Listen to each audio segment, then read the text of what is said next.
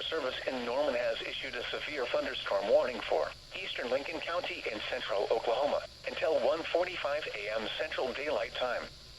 At 1:05 a.m. Central Daylight Time, a severe thunderstorm was located near Kendrick, moving south at 30 miles an hour. Expected hazards include 60 miles an hour wind gusts and quarter-size hail. This is a radar-indicated threat. The following impacts are expected. Hail damage to vehicles is expected. Expect wind damage to roofs, siding, and trees. Locations impacted include Chandler, Stroud, Davenport, Agra, Sparks, Kendrick, Avery, and Parkland. For your protection, move to an interior room on the lowest floor of a building.